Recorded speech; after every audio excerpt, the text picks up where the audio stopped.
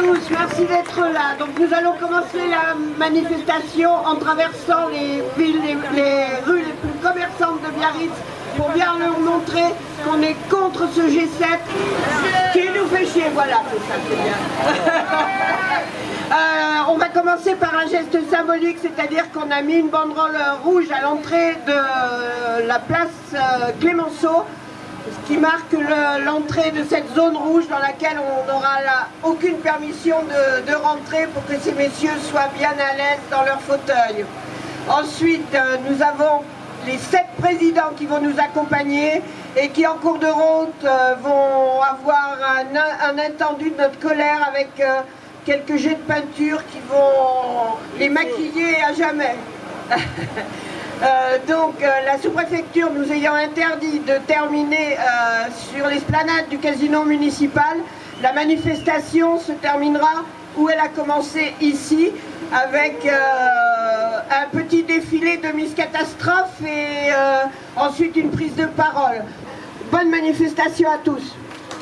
Ici à Biarritz, que l'on va décider qui on bombardera, où c'est qu'on va construire de nouveaux murs pour séparer les peuples, qui c'est qui va crever de faim, comment on va se partager les sphères économiques, les hégémonies militaires, en faire un nouveau Yalta, on partage le monde sans prendre en compte qu'il y a des hommes qui vivent, des femmes sur ce monde.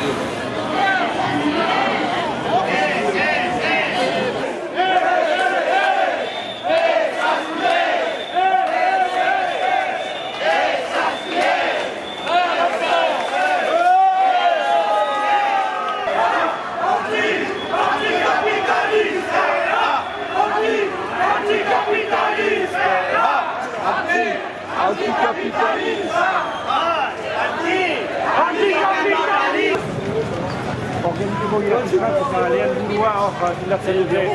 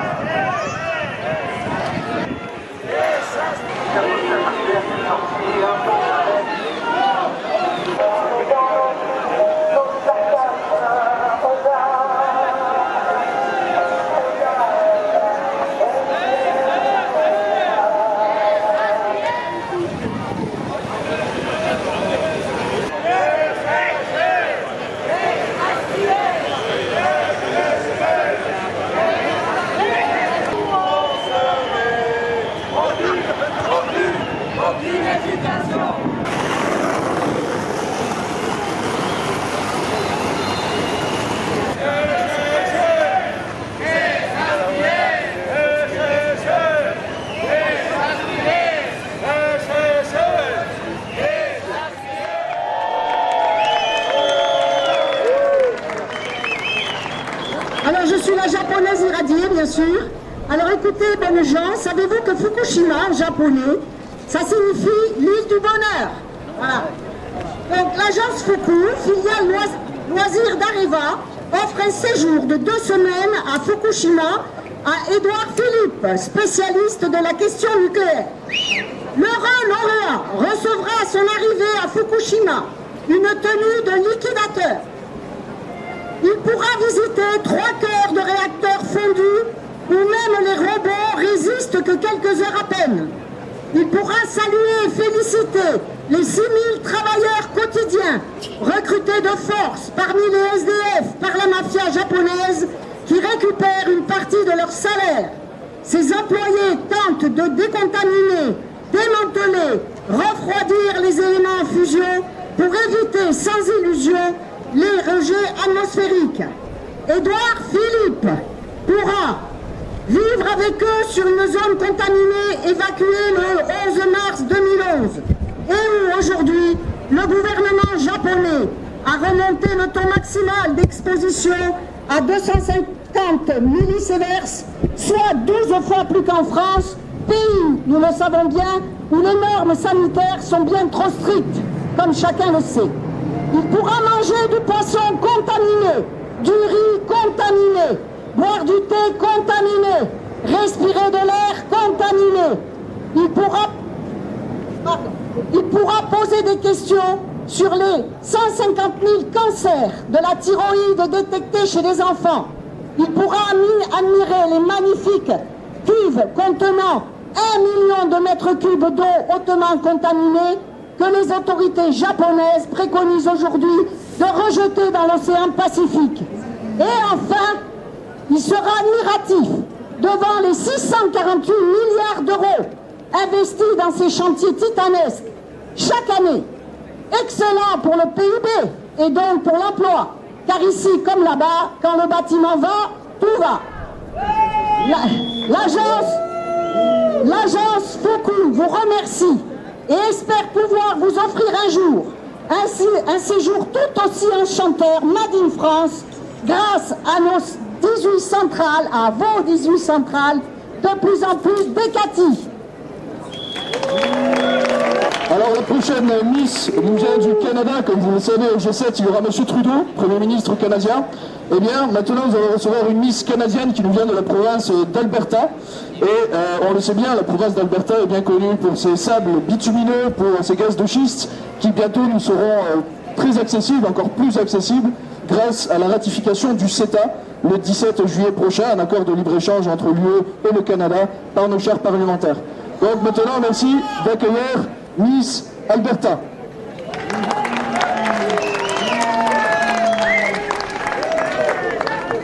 Avant, j'étais belle, j'étais verte, j'étais plate d'un côté, vallonnée de l'autre, avec de magnifiques eaux profondes bleues. Et voilà, on est venu, on a fouillé dans mes entrailles. Il y a un peu de or noir qu'on a trouvé, et de gaz, et maintenant, je dégouline. Je meurs de cancer, sous les pluies acides. Mais on s'en fout. Parce que de toute façon, je suis plein de fric et de thunes, et je vaux de l'or. Bien, maintenant nous allons accueillir une Miss qui nous vient de la Meuse, cette fois dans l'est de la France. Une Miss particulière puisque ce n'est pas une bombe atomique, c'est une poubelle atomique. C'est une poubelle où nous y mettons des déchets radioactifs. C'est le site Fouissement de Bure que nous accueillons.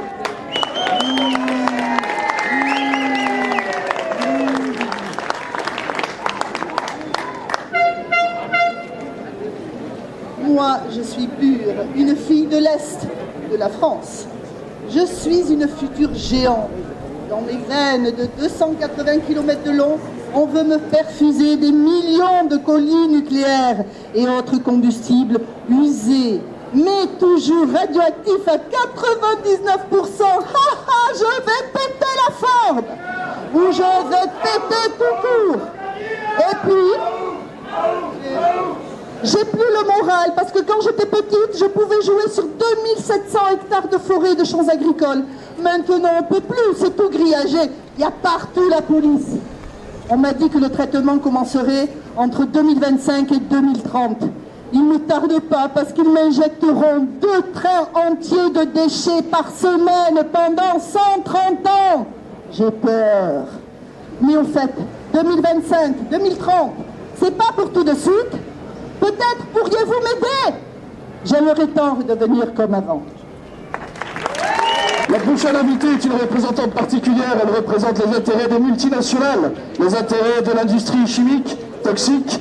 Alors, bien entendu, ces intérêts-là seront bien représentés au G7 et c'était important de leur donner la parole aujourd'hui. Elle est responsable de nos cancers, elle est responsable de nos morts prématurées, elle est responsable de notre air pollué, de nos sols pourris. Nous accueillons la Miss des chimies toxiques. Alors avec mes amis actionnaires et ministres, on vous a composé une petite chanson, j'espère qu'elle vous plaira. Monsanto, c'est moi, Bayer n'a pas changé, c'est toujours moi qui pourris votre santé. C'est bien pour ça que l'on s'est associé. Oui, Bayer, c'est moi, Monsanto m'a aidé, car grâce à lui, j'ai gagné du marché. Cancer, pas de bras, heureusement qu'il y a un essai. Ouais, je m'arrête. Merci. Je vais m'arrêter là parce qu'en plus je veux bien des noms et ce serait vraiment pas possible. Moi je m'en voudrais beaucoup parce que c'est quand même tous ensemble, grâce à toutes ces multinationales, qu'on a eu ces résultats, voilà. Et puis d'ailleurs, comme on dit entre nous, autour d'un goûter homard Nutella, voilà, la déforestation c'est pas faite en un jour, hein. Merci, n'est-ce pas mon petit chéri? Voilà. Merci. En conclusion, rien n'aurait été possible sans des personnalités comme notre futur ex-ministre de l'écologie, Raymond J, voilà. Et puis bien sûr tous ces grands, mais oui, accueillez-les, acclamez-les. Ils vont venir à Biarritz bientôt, voilà, les grands de ce monde vont se réunir à Biarritz. J'espère qu'on leur réserverait un bel accueil, voilà. Ils sont sponsorisés. Nous allons accueillir une Miss particulière qui nous vient de Bouches-du-Rhône, une Miss provençale, puisque on pensait avant que la mer Méditerranée était bleue. Eh bien, maintenant, grâce à elle, dans les Bouches-du-Rhône, elle devient rouge. En effet, il y a un traitement de bauxite qui permet d'avoir des boues rouges versées dans la mer Méditerranée. Merci d'accueillir la Miss Bernane. Bonjour. Je voudrais régler quelques pendules quand même. Ça fait 50 ans que nous déversons nos boues dans la mer Méditerranée. Vous pensez bien que nous avons toutes les autorisations administratives, ministérielles et dérogations si nécessaires. Je vous ferai remarquer qu'en 2015, juste avant la COP21, celui qui est devenu le roi de la France, n'est-ce pas, l'ami des investisseurs et des entrepreneurs, a autorisé la prolongation des rejets en mer. Voilà. En 2016, nous avons changé de process et effectivement, nous avons choisi, pour nous mettre un peu dans le développement durable, de déverser les boues à terre. Et regardez, c'est absolument magnifique, c'est un paysage tout à fait charmant, n'est-ce pas? Regardez cette peinture naturelle. Voilà, bon, ça ne vous plaît pas, comme d'habitude, les grincheux, jamais contents. Bon, ben écoutez, tant pis pour vous. Pourtant, nous donnons du travail à 400 personnes, à Gardanne quand même, hein, 400 personnes. Nous permettons aux Guinéens d'être un petit peu moins misérables, quand même, c'est pas rien non plus. Vous voulez rien comprendre? Salut! Nous changeons de continent maintenant pour accueillir une Miss qui, elle, va nous représenter un volcan indonésien bien connu, le volcan de Kawah Ijen, qui est une soufre, l'exploitation du soufre. Merci d'accueillir la Miss Kawah Ijen.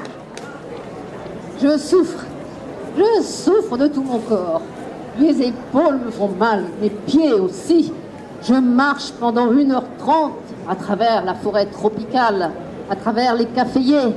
C'est très joli pour les touristes, mais pour moi, c'est pénible.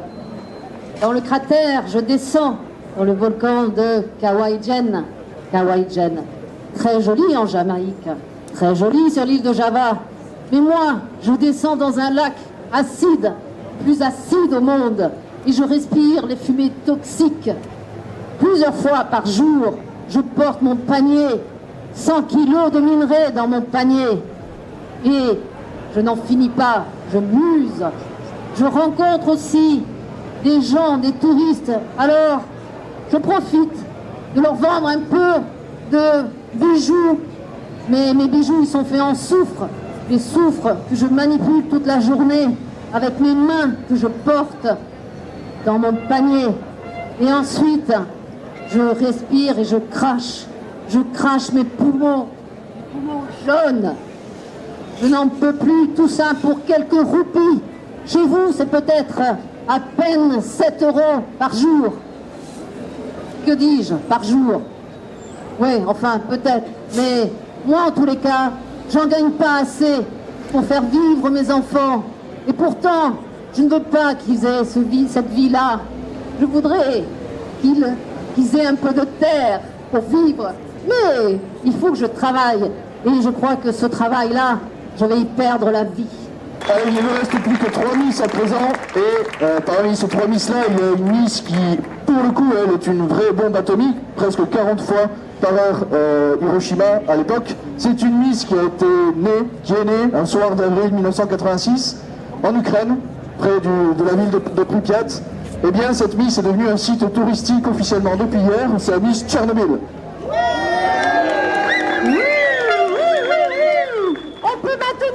Visiter mon site irradié. Bon, pas la zone condamnée autour de la centrale qui fait la taille du Luxembourg, hein. Mais vous pouvez quand même voir de loin la magnifique arche de 100 mètres de haut que Bouygues et Vinci m'ont installée en 2016 pour 1,5 milliard d'euros de vos impôts, hein. Une bagatelle, non? Bon, il n'y avait pas le choix, hein.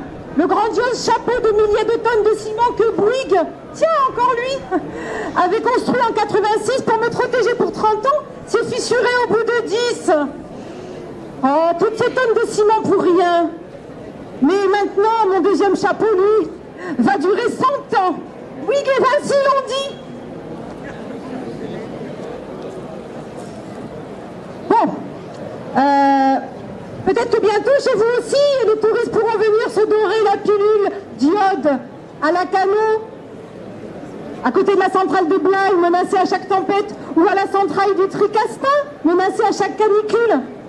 Bon, un accident pour vous, ce ne sera pas gratuit, hein. Autour de 700 milliards d'euros, hein. Mais ce sera bon pour les actionnaires de Bouygues ou de Vinci. Alors, nos gouvernants du G7, eux, ils veulent continuer à gaspiller l'énergie. C'est un marché.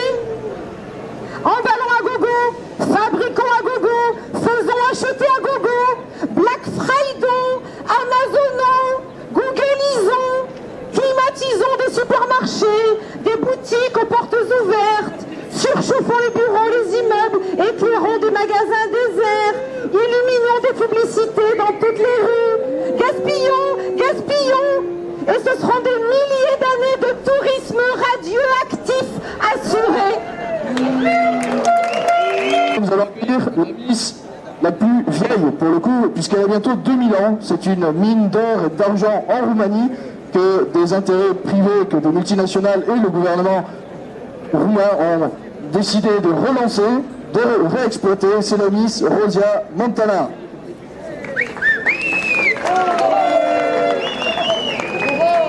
Avec cette histoire est insensée quand même. Rosia Montana est un petit village situé au cœur de la Transylvanie, une mine d'or. Il a été exploité dès le IIe siècle par les Romains qui y ont laissé un site archéologique exceptionnel de galeries souterraines. L'extraction a été arrêtée en 2000. Mais voilà qu'un investisseur canadien, avec la complicité du gouvernement roumain, a décidé de reprendre l'exploitation d'argent à ciel ouvert. Ce qui implique 4 montagnes à raser, utiliser des explosifs et du cyanure. Les achats de terres et de maisons, les expropriations ont commencé, stoppées par la levée de la contestation populaire relayée par la solidarité internationale qui a fait reculer le gouvernement roumain. Le site était sauvé? Mais non. Le massacreur canadien Gabriel Ressources a plusieurs jokers, le temps, l'argent et le tribunal. Il a donc déposé une requête d'arbitrage contre la Roumanie et réclame 4 milliards de dollars de déménagement. Cet exemple montre l'importance de résilier des actuels accords de libre-échange qui contiennent des clauses d'arbitrage ISDS. Le CETA, qui est sur le point d'être voté par le Parlement français, contient un chapitre avec de telles clauses. L'industrie minière en bave d'impatience. Une pétition à signer avant le 17 juillet contre la ratification du CETA est en ligne. Vous pouvez la trouver sur tous les sites. Je vous rappelle quand même, un projet de mine n'est jamais mort. Il dort dans un tiroir. Il existe un projet de mine au Pays Basque. Et enfin, il est temps d'accueillir la dernière Miss, qui n'est pas la moindre. Elle est née en 1978 au large des côtes bretonnes. Vous la connaissez sûrement sous le nom de Amoco Cadiz, le supertanker qui a déversé sur nos plages des milliers de tonnes de pétrole. Voici la mariée noire.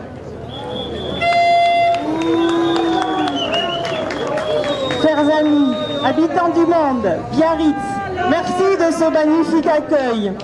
Il est vrai que j'ai l'habitude des côtes, des plages et des beaux rivages. Depuis 50 ans que je voyage de par le monde, je n'ai jamais fait la difficile. Mer ou océan, pays riche comme pays pauvre, pollution spectaculaire et plus discrète, je me suis toujours évertuée à ne pas connaître de frontières. Je tends la main à tout et tout le monde, sans distinction. Je peux le dire avec fierté, j'ai su détruire les yeux fermés. Faune, flore, vie humaine, pourquoi s'arrêter? Mazouter les oiseaux, engluer les poissons, recouvrir les plages et les rochers. Mon œuvre est grande, mon œuvre est universelle. Même si parfois mon labeur ne saute pas aux yeux, je n'arrête jamais. Depuis 2004, au large de la Louisiane, je laisse s'écouler 17 000 litres de pétrole chaque jour par la fuite jamais colmatée d'une ancienne plateforme pétrolière. Les dernières études confirment que depuis 15 ans, il s'est déversé sous l'eau entre 3 millions et 15 millions de litres de pétrole dans la mer.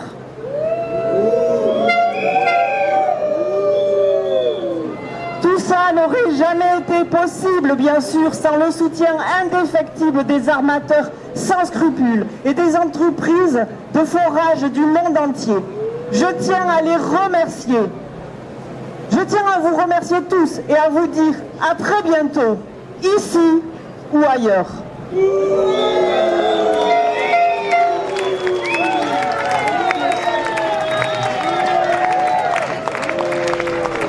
À un mois du sommet du G7, nous sommes réunis ici pour réaffirmer que les dirigeants du G7, Trump, Macron, Merkel, Salvini et compagnie, ne sont pas les bienvenus. Nous sommes là aussi pour revendiquer haut et fort que la construction d'un autre monde est possible et urgente. Le sommet du G7 est l'incarnation de la domination des grandes puissances occidentales. Il a pour objectif principal de conforter le système capitaliste néolibéral. L'état du monde aux ordres du G7 est profondément mortifère. Dérèglement climatique, augmentation des inégalités, guerre impérialiste, augmentation de la violence de genre, migration forcée, domination des transnationales, précarisation des conditions de vie et du travail des travailleurs. Ce sommet, véritable gouffre financier, avec nos impôts entre parenthèses, va aussi installer un véritable état de siège. Tout ça pour une opération de communication de l'oligarchie mondiale, et plus spécialement pour le président Macron, qui cherche à redorer son blason après avoir laissé la France dans une situation politique peu reluisante.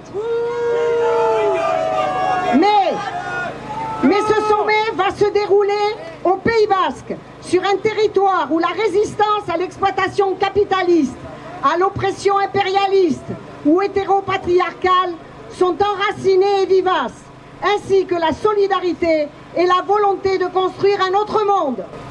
Si nous dénonçons et nous nous opposons au G7, le contre-sommet que nous organisons sera aussi l'occasion de proposer des alternatives et de montrer que face aux inégalités, à la pauvreté et aux catastrophes écologiques et climatiques, le changement est possible.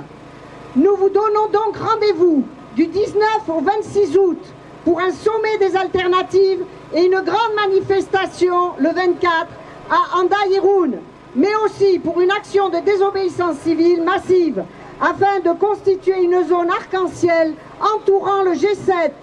Entre le rouleau compresseur néolibéral de Macron et de Merkel et la version agressive, raciste et répressive d'une politique d'extrême droite en faveur des plus riches incarnée par Trump ou Salvini, nous défendons et voulons construire un autre modèle.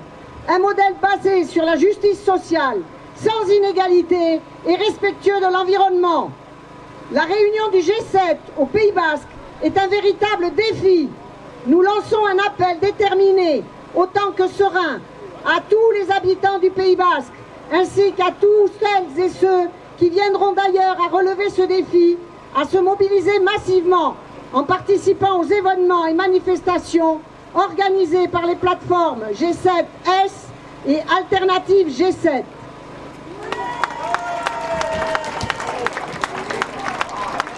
Mila esker etortzagatik eta ondotik gaztetxean, Miarritzeko gaztetxean, badago aukera...